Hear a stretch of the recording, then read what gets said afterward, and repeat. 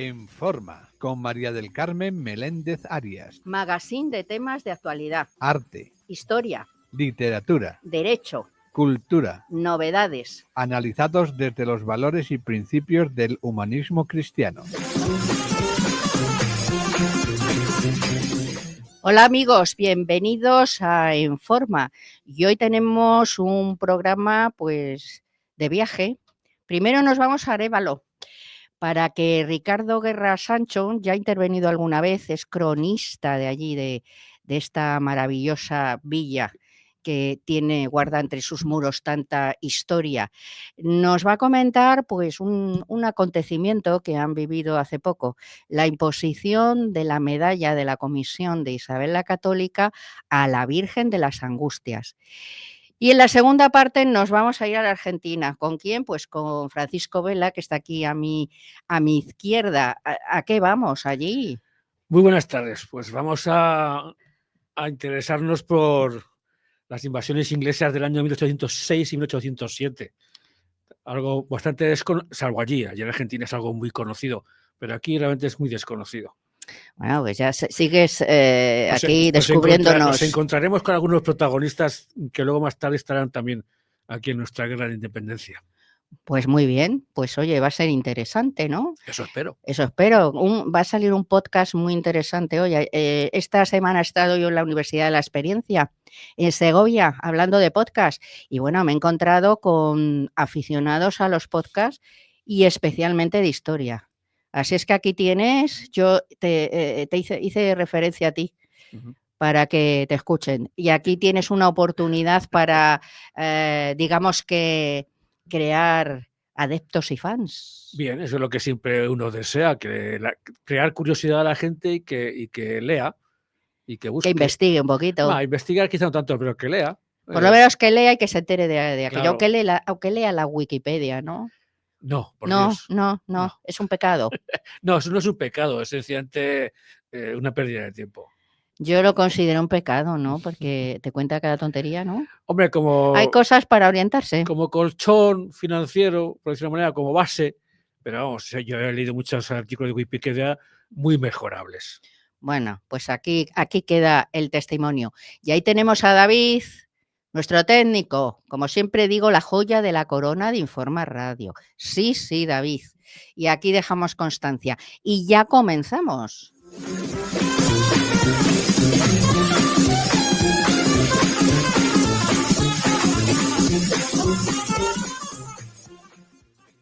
Por las ondas y la pantalla tenemos a Ricardo Guerra Sancho desde Arévalo, ¿no? Sí, exactamente. Estás en Arévalo, en tu casa. En Arévalo. Ahí, en esa maravillosa, como decíamos antes, villa histórica, monumental, en fin. Un paseo por Arévalo siempre merece la pena. Pues sí, muy agradable. Y bueno, hay que decir que eres cronista de Arévalo, cronista oficial de Arévalo, y que también organizas visitas, unas visitas nocturnas muy interesantes. Sí, ya hace años, cuando se realizó la primera iluminación artística de los monumentos. Entonces iniciamos unas visitas nocturnas que cogieron mucho prestigio, mucha fama, muy concurridas, y yo sigo con ello, porque mientras la gente responda y le guste, yo estoy dispuesto. Bueno, pero hoy nos vienes a hablar de un acontecimiento que habéis vivido hace poco, que ha sido la imposición de la medalla de la Comisión de Isabel la Católica a la Virgen de las Angustias, en la que tú has intervenido, vamos, porque creo que eres cofrade o de la hermandad, y además cargo importante, ¿no? Bueno, importante, soy uno más. Soy un mayordomo de la Archicofradía de la Virgen de las Angustias de Arévalo, que tiene una gran historia detrás. Y ese ha sido el motivo de la medalla, porque la medalla de Isabel se crea por la comisión pues para distinguir a personas o entidades que tengan una relevancia especial en el proceso de beatificación de la reina. Y es la primera vez que la comisión concede la medalla no a persona o entidad, sino a la figura de una imagen de devoción, una virgen de devoción popular. Eso podría ser un poco extraño, chocar un poco con los principios que habían iniciado esta concesión de la medalla, ¿no? Pero, claro, ahondando en la historia, hay un motivo histórico precioso. Yo he escrito varios artículos, digamos, antes del acontecimiento para ir preparando a la gente un poco el motivo, porque no dejaba de ser algo extraño, ¿no? Y no es ni más ni menos que Isabel, cuando era niña, pues vivió en Arévalo unos años. Bueno, vino luego bastantes veces porque aquí vivió su madre, que murió poco antes que ella. Al morir Juan II, el rey Juan II, deja a su viuda Isabel de Portugal el señorío de Madrigal de las Torres, Arévalo, Olmedo y la ciudad de Cuenca. Soria, para que la reina viuda viviera pues con el rango de reina y se dedicara a sus hijos como hijos del rey.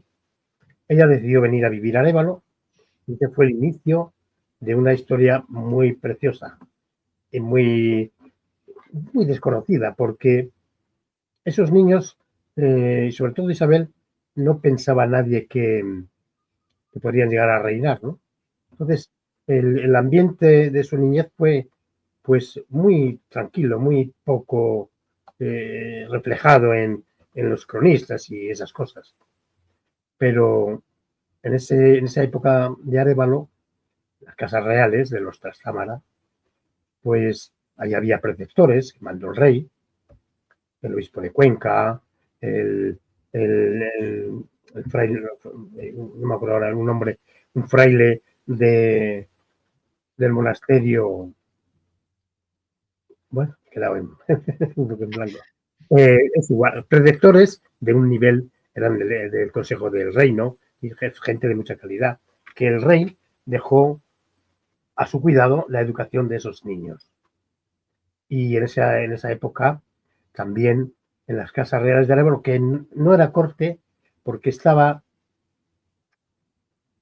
en la corte pero separado, ¿no? Para que allí se formaran, estuvieran los niños pues con cierta tranquilidad.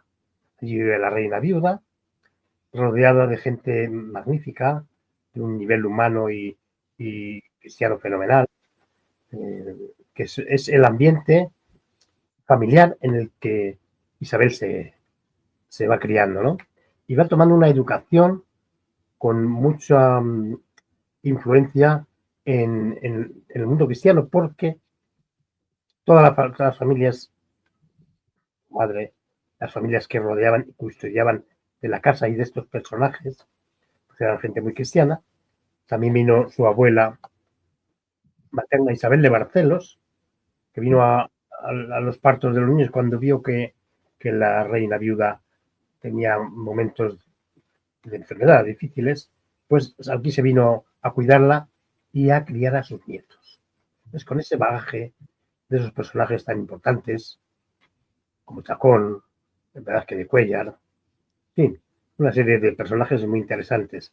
Y sin olvidar a los franciscanos de Arévalo, porque era un convento muy antiguo, de mucho prestigio, los observantes, y estaban muy cercanos a la Casa Real. En fin, en ese ambiente es donde ella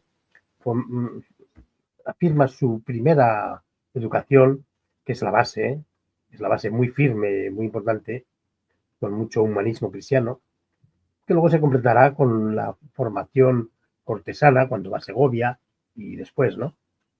Y ese motivo en esa estancia, ella coge mucha devoción a una virgen que aquí estaba en una capilla del convento de los Trinitarios. Era una virgen dolorosa, que aquí ya la llamaban Virgen de las Angustias.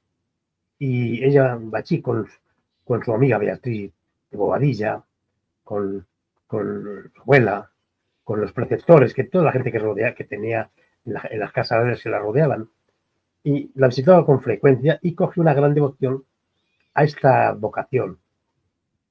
Tanto es así que a lo largo de su vida, aunque se la conocen varias advocaciones marianas, pero esta de las Angustias la tiene muy arraigada. De hecho, en la Reconquista, ya siendo reina, cuando va hacia Andalucía, pues ciudades y villas que iba reconquistando, allí entronizaba a la Virgen de las Angustias.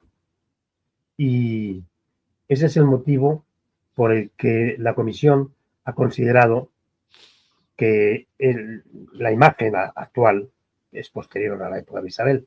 La imagen que tenemos ahora es de mediados del siglo XVI, pero que a esa imagen, como representación de esa advocación mariana de las Angustias, merecería, y así fue. Nos notificaron a la archicofradía la concesión. El arzobispo don Luis Argüello, monseñor, quería ser el mismo el que impusiera la medalla, y así ha sido hace unos días. La fiesta de la Virgen, aquí la celebramos el 9 de febrero. Es la octava de la presentación del niño en el templo. Una espada atravesará tu corazón. Ese es el origen de esta advocación mariana. Y un día de la novena se había ya acordado para que pudiera venir el arzobispo, y entonces se preparó todo para que se realizara esta imposición en un ambiente extraordinario. La gente ya sabía de qué iba, ¿no? Se había hablado, se había comentado mucho, se había publicado artículos, en fin, una serie de cosas preparando un poco ese ambiente. Pero la iglesia de Santo Domingo, la parroquia, estaba abarrotada, no cabía un alma más. Un ambiente de un fervor extraordinario, pues como es la fiesta de la Virgen de las Angustias que se celebra en Arévalo. Y así fue. Un día de la novena se realizó la imposición, que fue un acto precioso, de lo cual lo mismo la cofradía, como la propia ciudad, todos los ciudadanos, los arevalenses, muy fervorosos de la Virgen de las Angustias, fue un día de una gran celebración. Y agradecemos esa distinción porque nosotros como cofrades somos meramente depositarios de una devoción, de unos cultos a una advocación mariana. Somos los cuidadores de la capilla y el templo donde está. Pero eso es un orgullo enorme, ¿no? Y es un poco, básicamente, el tema de la medalla de Isabel. No sé si quieres algún detalle especial o algo. ¿Es la patrona de Arévalo? Sí, sí, sí. Sí, La patrona, claro. por aclamación, desde hace muchísimo. Pues fíjate, un detalle de las curioso y unos vínculos históricos muy bonitos. También es patrona de Granada. Sí, de eso ya lo sabía, sí. Sí. Lo que no sabía yo es que era de Arévalo. Pues todo viene desde aquí por Isabel. Sí. Es un poco ese motivo de la distinción. Y esas, bueno, ha habido representaciones de varias cofradías hermanadas o cercanas o de la misma advocación. Es decir, ese templo de Arévalo ese día estaba exultante, con muchas representaciones, porque nos acompaña muchas agrupaciones religiosas, cofradías, y todo por Isabel. Es el motor de este tema. Para nosotros es un orgullo, bueno, que aquella niña, que nadie sabía lo que iba a resultar. Ella en principio nadie pensaba que iba a ser reina. Nadie. En el escalafón, digamos, natural, la que respondía muy tarde, era impensable. Lo que pasa es que la historia tiene esas cosas, esas impredecibles, ¿no? Y claro, por eso es la niñez de Isabel está muy etérea, porque no hay grandes detalles. Hemos tenido casi una compañera amiga mía, Mari Carmen y yo, que hicimos un librito de Isabel en Arévalo. Tuvimos que profundizar un poco en el ambiente de alrededor, en el ambiente que la rodeaba, los personajes que estaban por ahí, para conseguir un poco, claro, los cronistas antiguos y tal, para conseguir un poco un relato que fuera fiable, es decir, histórico, no fábulas y leyendas No, hablando de historia hay que ser más serios, ¿no? Y bueno, pues una época preciosa, pero muy desconocida. Y una de las cosas que vamos descubriendo es eso, la devoción que cogió aquí a la Virgen de las Angustias. ¿El Y yo librito puedo seguir. lo tenéis por ahí a la venta o...? Sí, hemos hecho una segunda edición, Isabel en Arévalo. O sea, que ya lo teníais publicado, no es a raíz de la medalla. Se publicó, vamos a ver, cuando se celebró el 5º centenario de la muerte en 2004, pues hicimos una exposición modesta, pero muy bonita en Arévalo, ciudad isabelina. Y me lo encargó el ayuntamiento a mí, que estaba yo recién nombrado cronista. Y yo pedí ayuda a esta chica joven, entonces era mucho más joven que yo, pero una gran historiadora de arte, estupenda, que habíamos tenido unos contactos, y se animó y lo hicimos los dos. Y los textos que pusimos por allí en paneles y en cosas explicativas, pues cuando ya llegaba, bueno, con la serie de Isabel fue la eclosión de un interés, ¿no?, de visitar lugares isabelinos. Entonces decidimos que es eso, un poquito ampliado, porque aquello de la exposición era una cosa más restringida, pero un poco más ampliado, pues se podía publicar, porque además la gente demandaba esa información y esa época de Arévalo tan desconocida, ¿no? Y se vendió muy bien cuando la época de las ciudades del hombre, digo, muchísimo. Había unos guiños especiales el Arévalo de Isabel. Y así fue. Y hace pues unos 2 años, recién acabada la edición, aquella primera, pues decidí Parece que se va la voz. en el público. Ahora vuelve. Sí, A ver, ahora Ricardo, que es que parecía que se se había te ido iba la la voz. imagen. Ya, por eso te digo, no sé, algo de Se ha ido la la imagen. algo de la Sí, cobertura, puede ¿no? ser. A lo mejor falla la cobertura por algún sitio. Pero bueno, ya nos ha quedado esta, pues tu testimonio de ese acto que, bueno, ha salido por ahí, por algunos, hay en YouTube algunos vídeos del Sí, acto y se te ve ahí pues como mayordomo con tus sí, galas. una vara que es un distintivo de los mayordomos. Esa Y tu cofradía capa. era mi capa, sí, mi capa en invierno no la dejo, me gusta, es un signo además de castellanía, yo soy muy castellano, y es una prenda muy confortable y muy bonita, a mí me gusta mucho. Muy Y española. siempre, sí, totalmente. Ujú. Así es que otra cosa más, ¿no? Para ver en Arévalo. Sí, por supuesto, sigue habiendo mucha demanda de gente rastreando la época de Arévalo de Isabel, época muy desconocida, pero se va descubriendo. Y mira, con sus más y sus menos, la serie despertó un poco las curiosidades, ¿no? Una serie que, Espero bueno, que hoy con tu entrevista despertemos más curiosidad y que la gente lea al menos. Lo estaba comentando ahora con Paco, que está aquí a mi izquierda, que va a hablar pues de otra historia ya del siglo XIX, o sea, vamos a dar un salto en el tiempo, pero lo estábamos diciendo, ¿no? Que con estas pequeñas pinceladas, pues a ver si la gente, pues digamos que suscitamos ahí un interés y por lo menos por una lectura, aunque sea una pequeñita lectura. Por eso el libro de Arévalo Isabel, ¿cómo es? Isabel en Arévalo, ¿no? de Arévalo, sí. Pues este libro es muy interesante, o sea que si Está tenéis por ahí asequible ejemplares, en las librerías de Arévalo, en la oficina de turismo, y es asequible, sí. bueno, hay que entrar en Arévalo entonces, cuando Sí, vayamos sí. para acá a La Sí, Coruña, son publicaciones entraremos y se y ve desde luego hay que ver el monumento que tenéis a Isabel, que es precioso. muy bonito, una escultura preciosa. Precisamente esa escultura se coloca ahí cuando el centenario de la muerte, en el 2004. Claro, entonces, un pensamiento, yo estaba recién nombrado cronista, pero me tenían en consideración el ayuntamiento, ¿no?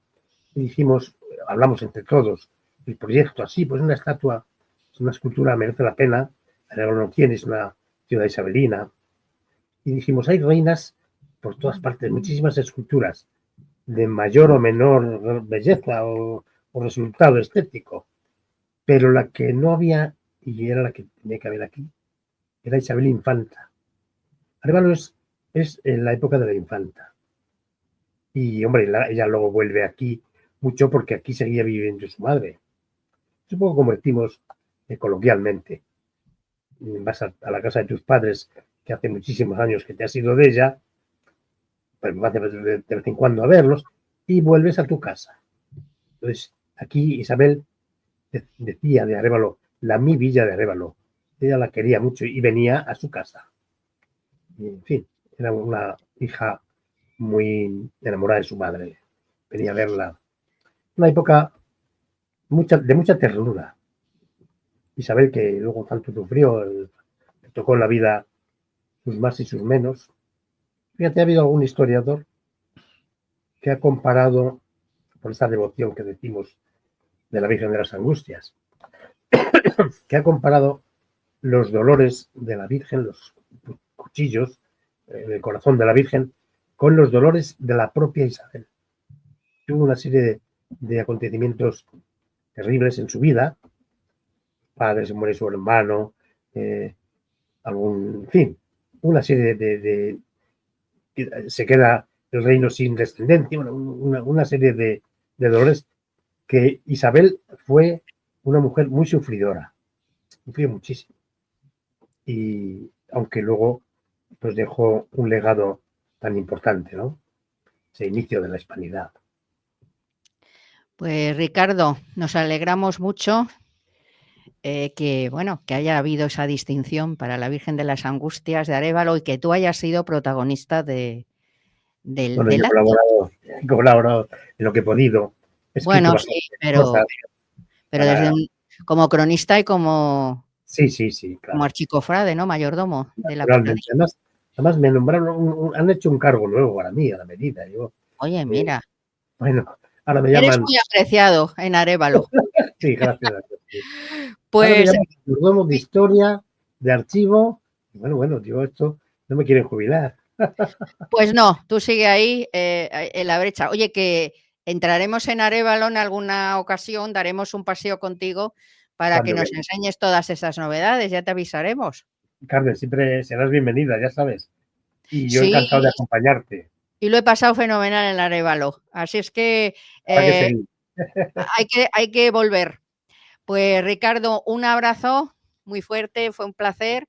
Otro para vosotros. Y nada, pues que siga Arévalo con esa, claro, es parte de su esencia, Isabel. O sea que Arévalo, pues no sería Arévalo sin Isabel. Ella deja su impronta en todas las ciudades en las que vivió y estuvo y por las que pasó. Y Arévalo, pues pasó la época, pues muy importante, más importante. La adolescencia, toda esa época. Así es que con su madre y su madre allí presente. Siempre. Bueno, pues Ricardo, un abrazo y nos volvemos a encontrar pronto. Mucho gusto, encantado de estar con vosotros. Hasta un abrazo, un placer. Igualmente, adiós. La marca de moda ESP patrocina nuestro dial en Santander. Con los artículos de ESP sentirás y transmitirás con gallardía el orgullo español. Sudaderas, polos, camisetas, calcetines y trajes de baño. Visita nuestra tienda online www.esp.es. También nos puedes encontrar en nuestro córner en la calle Hilarión Eslava 49 en Madrid.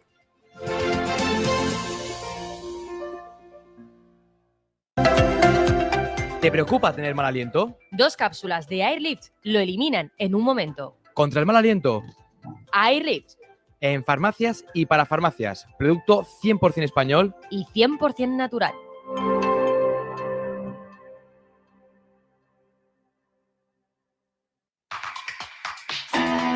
Si estás pensando en renovar los equipos de impresión de tu empresa, seguro que esto te interesa. Coanda, distribuidor autorizado de Kyocera, te propone renovar todos tus equipos por 0 euros. Así de fácil, y paga solo por lo que imprimes en una única factura mensual para todos tus equipos. La mejor solución, todo en uno. Solicita información en el 954 90 0964 o en coanda.es.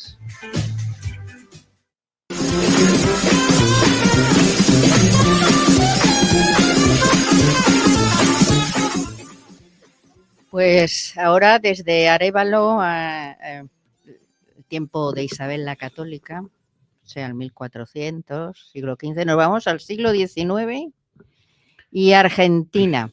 Quiero decirte, Paco, que tenemos un oyente que nos sigue, que es argentino y español, pero más es nacido en Argentina, pero más español que muchos españoles nacidos aquí. Y es Damián Petrillo, nos sigue, además visitó España hace unos meses y tuve pues el placer de conocerle. Pues un saludo para él. Así que un saludo y bueno, nos acordamos de él porque él, bueno, es argentino, está en Argentina y no le caen muy bien los ingleses, no sé por qué será. Bueno, es ¿Nos que, lo vas a contar? No, lo que ocurre es que en toda Hispanoamérica el amor por los ingleses es puramente ficción. Porque si hay alguna nación, algunas costas, algunos pueblos que han sufrido el ataque de Inglaterra en valor de sus marinos, de sus piratas, de sus corsarios, de sus filibusteros, esa es España en la América española. Y en este caso, pues evidentemente, aunque no es una zona que estaba muy visitada por ellos, también les llegó a Buenos Aires. Los ingleses les encantaba emboscarnos en el Caribe, entre todas esas islas, atacar nuestros puertos que están totalmente faltos de defensas, sin protección, y como vulgares piratas pues aprovechaban de eso. En Buenos Aires, lo que ocurre en 1806 es que era una ciudad grande para lo que se estimaba en aquella época, próspera y muy comercial, y no había tenido ningún tipo de problemas militares, salvo los típicos encontronazos con los indios de los alrededores. Pero desde hacía mucho tiempo esto había quedado muy extramuros, en el norte de Uruguay, la frontera con Brasil y por ahí. Y Buenos Aires había prosperado muchísimo en torno a su castillo, que tiene un nombre muy curioso, San Baltasar de Austria. El castillo. San Baltasar de Austria. Nunca sí, he oído yo ese santo de Austria, Baltasar.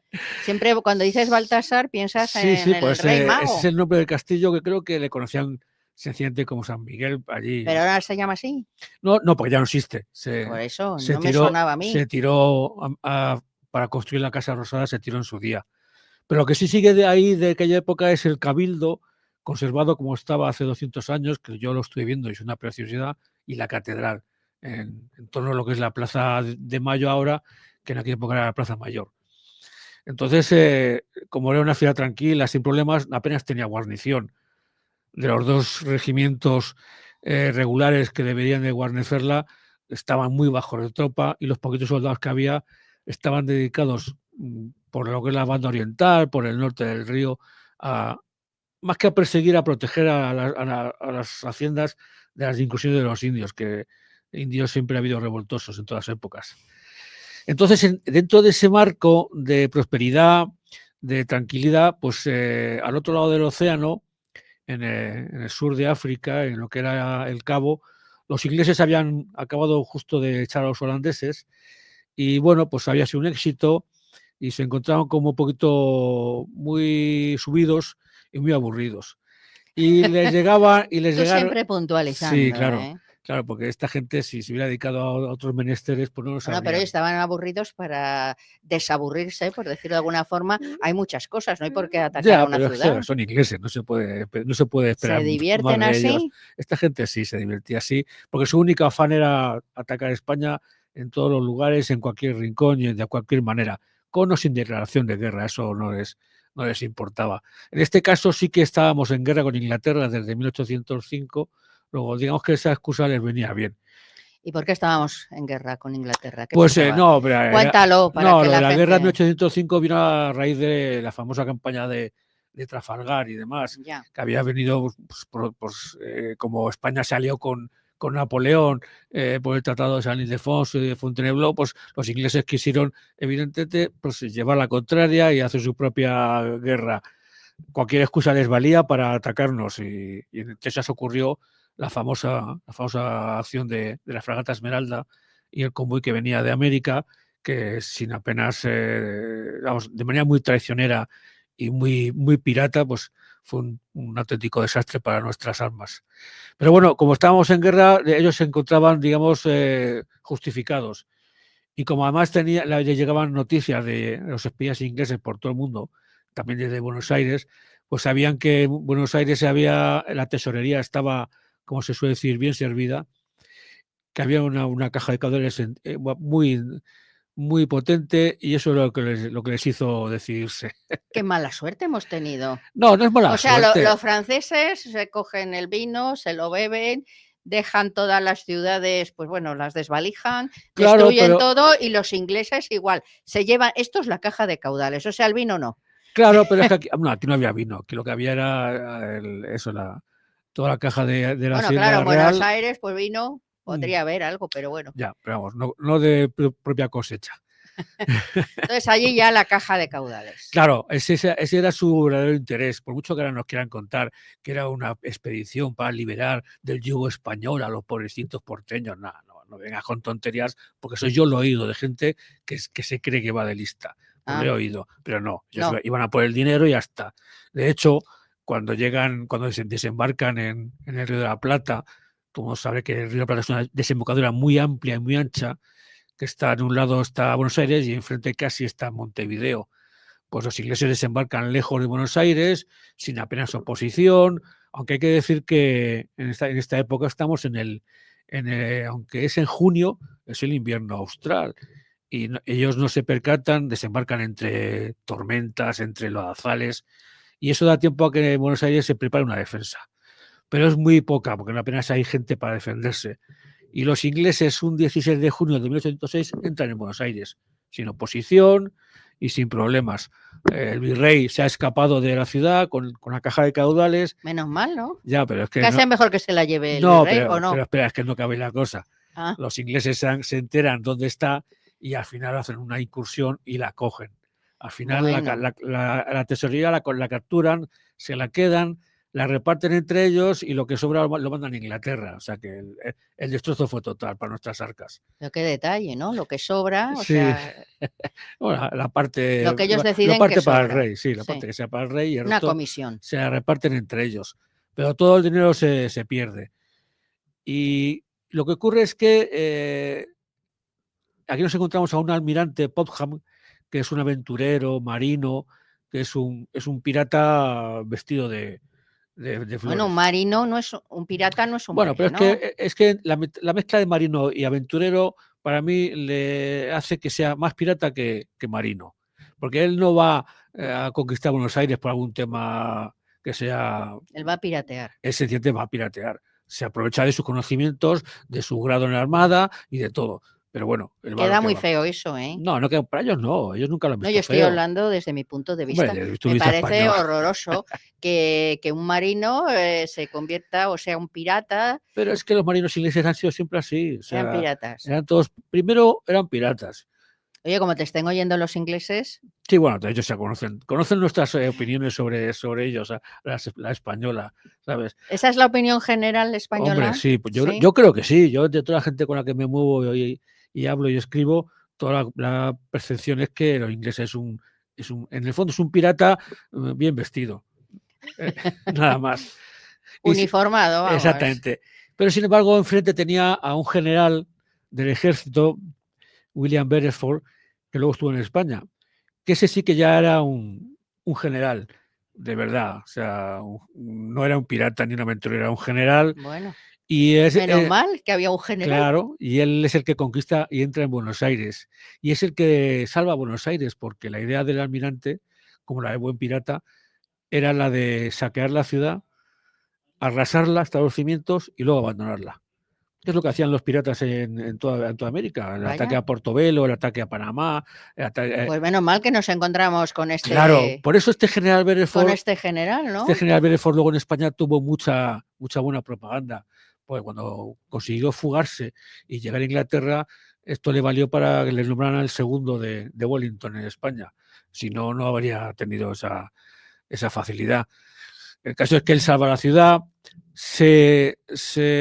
no se prepara o piensa que está el ejército español derrotado, que ya no existe, y sencillamente se confía y hace eso que los españoles se reorganicen. Y desde Montevideo, Santiago de Liniers, que es el que toma el mando, luego lo haremos de él si quieres, organiza pues un montón de batallones de gente. Eso de la remontada es muy español, ¿eh? Claro, claro. Es que en América es como nos hemos defendido, a base de aguantar el ataque inglés y luego remontar el partido. Bueno, Nos pasó en todos sitios. El caso es que los españoles se reorganizan, montan un buen dispositivo y atacan a Beresford en Buenos Aires muy confiado y con sus tropas muy dispersas. Aunque sabe que le vamos a atacar porque nos ve llegar, le sorprende la cantidad y cualidad de estas tropas, que parece mentira, pero para ser todo gente del pueblo llano, enseguida se instruyen y hacen unas formaciones y un ataque de libro. Entran en la ciudad, baten a los ingleses, estos acaban, claro, por capitular, porque no pueden esperar refuerzos. La armada está a lo suyo en el mar y tampoco va a hacer ningún esfuerzo. Y bueno, pues al final capitula. Hay que decir que para lo que existía en la época, las tropas involucradas en esta acción son muy cortas. Apenas 3.000 británicos contra 2.000 españoles. Pero sin embargo, había mucha. Les vencen los 2.000 ya españoles. había mucha ayuda popular, porque en cuanto se ataca a Buenos Aires, toda la gente de la ciudad que había estado un poquito como introvertida, sin inmiscuirse, se lanza como un alzamiento, se lanzan y apoyan a los soldados y desde azoteas, balcones, desde cualquier rincón, de cualquier cruce, atacan a los ingleses que se ven sobrepasados por completo. Y así como, y entonces a principios de agosto se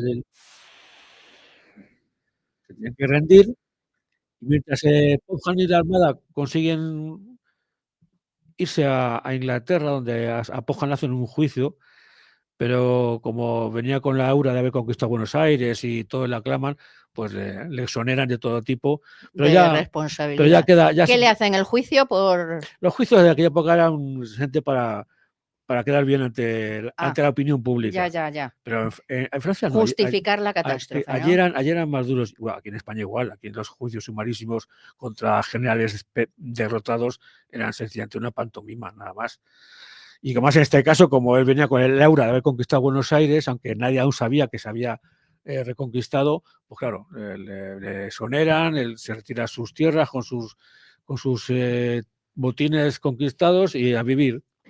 Beresford, sin embargo, quedó preso con todo el ejército británico, del cual hay que decir que muchos soldados de origen irlandés o escocés, con muchas tendencias católicas, aprovecharon cualquier momento para desertar. Y de hecho, mucho de la colonia británica que hay en Buenos Aires o en Argentina viene de aquellos lares de aquellas épocas. Beresford lo que tiene suerte es que se escapa. En uno de los traslados que él tiene entre un puesto y otro, se consigue fugar y con ayuda de unos nativos, pues embarca y llega a Inglaterra, donde no le juzgan ni mucho menos. Él viene también con el aura de Buenos Aires y encima con haberse fugado de toda esa odisea, ¿no? Claro, entonces en ese aspecto, bueno, y luego en España tiene una actuación muy, muy interesante. O sea, estos luego vienen a España. Sí. Y allí en Buenos Aires, por ejemplo, hablando el protagonismo español, que es Santiago de Liniers y Bremont, un oficial de origen francés, pero más español que las alcachofas, pues sencillamente es el que organiza la resistencia, las fuerzas y el que ataca a Buenos Aires. Para esa época es el auténtico héroe de Buenos Aires, Santiago de Liniers, que lo que ocurre es que como buen español, pues desde España no es que se le ningunee, sencillamente es que se le hace la cama. Como era de origen francés, en España no se fían de él. Y en 1810, sencillamente, le cesan de virrey de La Plata, por eso, sencillamente porque era francés. Y no se creen que cuando llevaba toda su vida en la Armada Española, en el Ejército Español, había recuperado Buenos Aires y sin embargo, pues nada, desde aquí le dimos boleta. Esas injusticias que Las tiene injusticias que tiene a España, veces, como pasó con, bueno, la vida, no como pasó España. con Malaspina y su expedición, Sí. pues, tenemos esa doble vara que tenemos con nuestros héroes y contra nuestra gente, que hace que luego se les olvide. Pero muchas veces es la envidia de los contemporáneos, que hay alguno ahí, No, yo creo que no ¿no? es envidia, sencillamente es eh, ignorancia sobre lo que ha hecho, ignorancia sobre la gesta, pues como lo de Marqués de la Romana, que contra la semana pasada, es la desidia, la ignorancia, es todo, es una mezcla de todo, el no interesar a la gente. Allí, sin embargo, en Buenos Aires hay que reconocer que tiene una estatua en Buenos Aires, aunque está pequeña y en un rinconcito, la estuvimos visitando cuando estuvimos allí en Buenos Aires, en el Bicentenario, y allí, por ejemplo, lo único malo, y una de las cosas que como español siempre les he echado en cara a los porteños, es que cuando en 1810 se revela Buenos Aires y Montevideo como primeras plazas americanas, a Santiago Liniers, que no se alinea con ellos, sigue siendo muy español, aunque ya retirado, lo hacen preso, lo maltratan y en el camino de Córdoba a Buenos Aires sencillamente lo asesinan. Los propios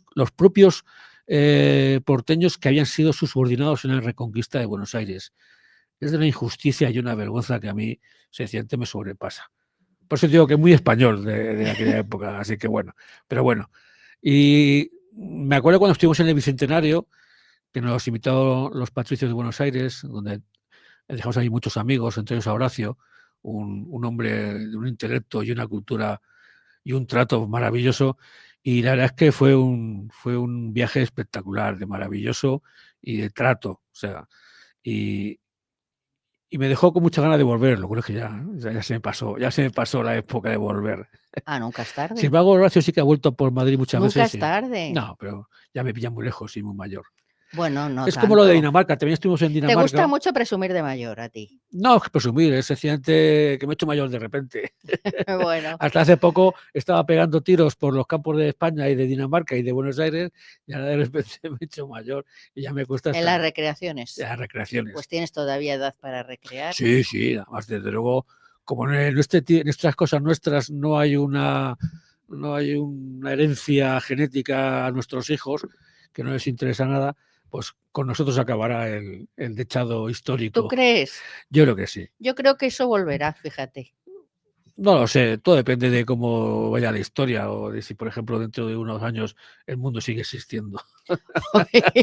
No hay que ser tan No, pesimista. pero hay que esperar que esto, O sea, tú esperas que dentro de unos años entre ya rusos, chinos y americanos, no bueno, existimos y bueno, ya yo solo espero que si hay una tercera guerra mundial me pille a un jovencito para poder defenderme, que no me pille muy no achacosa. sé si nos podremos defender. O sea, que ahora ya sabes que tiran un pepinazo de esos Por eso.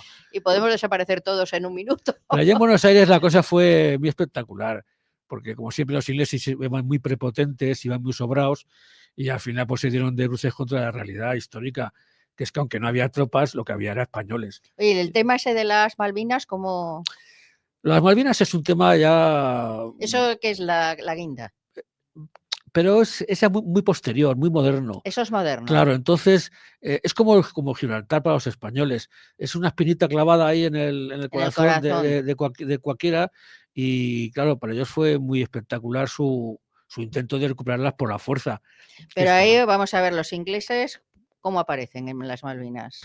Pues aparecen, pues como aparecen en todo este tipo de sitios, de sorpresa, porque era ya española esa isla, de sorpresa, se adueñan de ella, echan a los isleños y hacen una colonia suya. Y a partir de ese momento pues la consideran suya.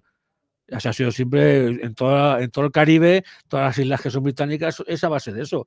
O sea, ellos por norma asaltan y se quedan Claro, o con sea, lo que se hay apropian allí. con lo que llegan y ya está, y se lo quedan. Y a partir de ahí, como ellos tienen todo el poder de su armada, de sus academias científicas, lo ponen a su nombre. En vez de Malvinas le llaman Shetland o ¿cómo llaman? No sé, ahora no me acuerdo el nombre inglés, y ya está, y se acabó, y no hay más que hacer. Y el intento argentino por recuperarlas fue una auténtica un brindis al sol. O sea, nadie podía en esa época hacer frente a la Armada británica, mucho más cuando estaba apoyada científicamente por los americanos. Entonces, claro, intentaron aprovecharse de todo el impulso popular que tuvo la idea, pero estaba condenada al fracaso. Igual que nos pasaría a nosotros con Gibraltar, a lo mejor podríamos asaltarla, invadirla, pero evidentemente estaría condenada al fracaso porque no habría desde España ningún tipo de apoyo popular a esa O acción. sea, que es el Gibraltar Sí, argentino. de hecho, cuando la guerra de las Malvinas, del año 1983-84, aquí en España se habló mucho de hacer una unidad de voluntarios españoles para ir a Malvinas. Y eso lo digo con conocimiento de causa porque yo, que acababa de hacer la mili, me llegaron ¿Estuviste a punto de irte a las no a punto de Malvinas? irme, pero me contactaron, como otros muchos. Mucha gente de mi entorno que había hecho la mili o que estaba en el ejército, se le contactó, se le comentó. Y yo llegué a estar en una reunión con algunos amigos con esa idea. Pero claro, Pero al final no. no, porque era una idea también totalmente rocambolesca. Pero vamos, que aunque la gente ahora no se lo crea o diga que es una exageración o una fantasía, yo puedo dar fe que en su momento No es una fantasía, ¿no? O se sea, que contempló. En su momento estuvimos a punto de ir a las Malvinas. no, a punto de ir a Malvinas, no, de algunos españoles ir a las Malvinas.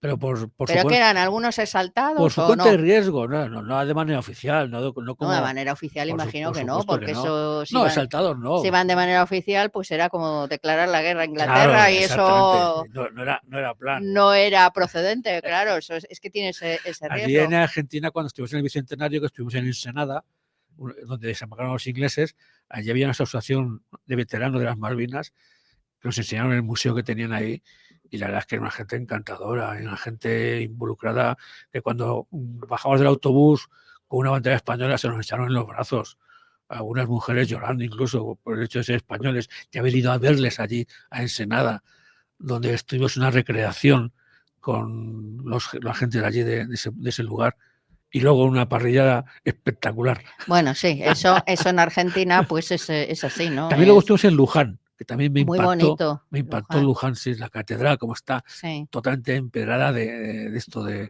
notitas de agradecimiento de los fieles y demás. Y donde tienen ahí el conjunto del cabildo más antiguo y mejor conservado del mundo, en el de Luján, donde lo pude ver con las mismas casitas de hace 300 años, con ese artesonado pintado de verde, muy español, maravilloso, maravilloso. O sea, que tú fuiste en el Bicentenario de Sí, fui invitado 2006, entonces. En 2006 estuvimos invitados, así como en 2007. Fuimos en 2007, porque en 2007 también otro intento inglés, que fue menos. O sea, ellos vuelven. Ellos volvieron al año siguiente, conquistan Montevideo, pero no aguantan y eso fue menos importante. Fue cuando estuvimos en el 2007.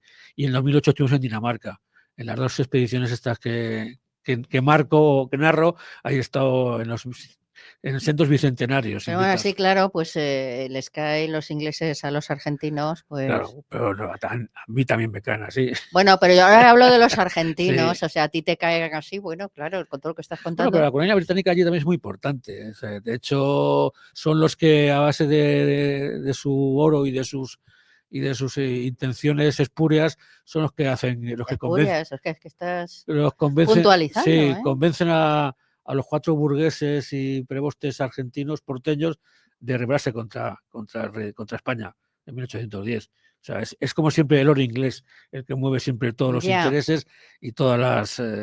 Y en 1810, que además era una situación delicada, claro. Claro, estábamos en España en plena guerra, con Fernando VII preso, con José I de rey, al que en América nadie no le interesaba, además. No es que le interesara, es que nadie le presta juramento. Y amparándose en esa falta de un rey en España, es cuando en muchos lugares de América intentan o comienzan sus aventuras independentistas, pero siempre pagados por el oro inglés, si no, no habría sido posible.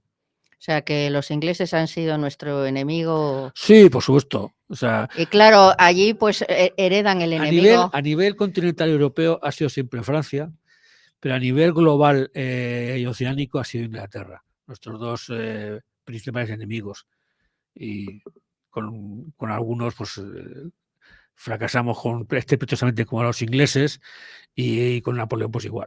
Aunque al final les vencimos, ¿eh? Bueno, y luego los ingleses, pues bueno, supuestamente Claro, vinieron aquí Pero como bueno, los, supuestamente, porque también entraron, como los intereses también cambiaron, destrozaron cosas. como los intereses cambiaron en el mundo político y los que ayer eran enemigos ahora son aliados, pues al final sí se sacaron en España como aliados. Pero destrozando cosas. Sí, bueno, es que tampoco, también era su labor, o sea, ya que vamos a Bueno, ya que el Pisuerga pasa vamos por a- Valladolid, pues ahora. matar franceses y a destrozar España, las dos cosas. A dejar España que ya no pueda. No, la verdad es que esa guerra nos dejó muy De hecho, todo el problema del siglo XIX viene de la crisis económica, social y sobre todo patriota de esta guerra, porque a raíz de esta guerra se pierde toda Hispanoamérica, se pierde todo lo que era los convoyes de América, del oro de las Indias, todo se pierde todo. Y se tarda en recuperarse, pues yo que sé, años, sin llegar incluso a recuperarse. Luego viene el trienio liberal, la primera guerra carlista. O sea, el siglo XIX no es más que una sucesión Y termina con de Cuba y tragedias, Filipinas. y acaba con Cuba y Filipinas, efectivamente. Que ya era lo que quedaba. Bueno, la tercera guerra carlista, la primera guerra de África y ya la Sí, guerra que de Cuba. las guerras carlistas fueron también tremendas. La primera y la tercera sí. La segunda fue más que nada. Bueno, son guerras civiles que siempre son Claro, desagradables. pero la primera y tercera. Todas las guerras son desagradables, pero Sí, y trágicas, pero. Sí, porque las civiles además, pero una guerra civil más. Sí, porque además incluso en este aspecto entre españoles es como la guerra civil del 36. Entre españoles el odio y la inquina y la crueldad es doblemente.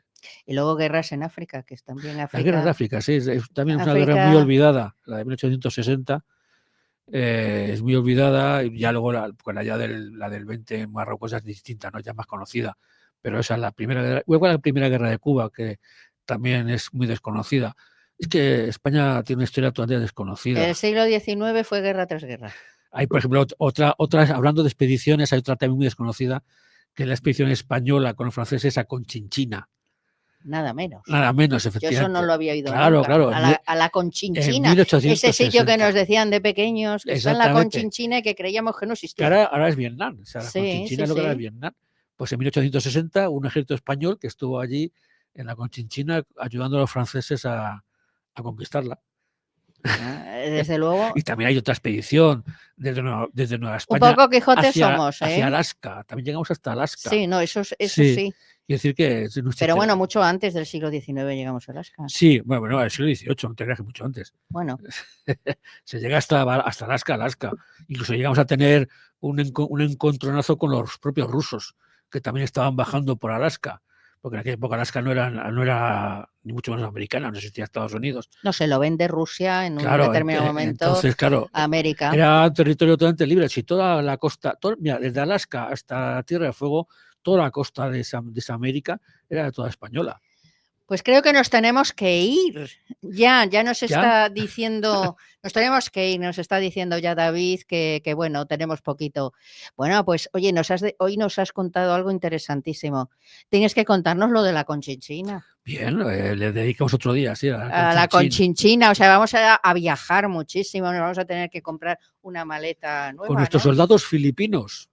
Bueno. Que allí en nuestro ejército era totalmente nativo.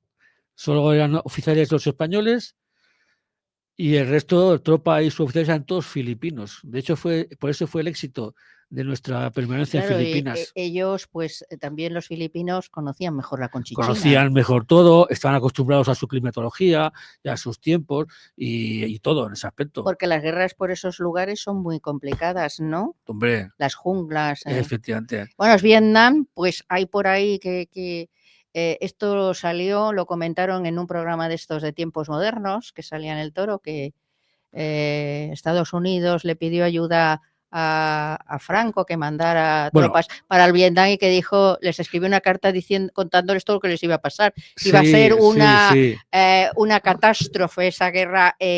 Franco, España lo único que mandó fue un equipo médico, sí. Pues nos tenemos que ir también, eso nos lo tienes que contar. Pues si nada, lo nos puedes iremos contar. al médico. Venga, pues nada, ya nos despedimos corriendo y deseándoos, como siempre, una semana muy feliz, en forma, y aquí nos volvemos a reencontrar la próxima semana. Sed muy felices.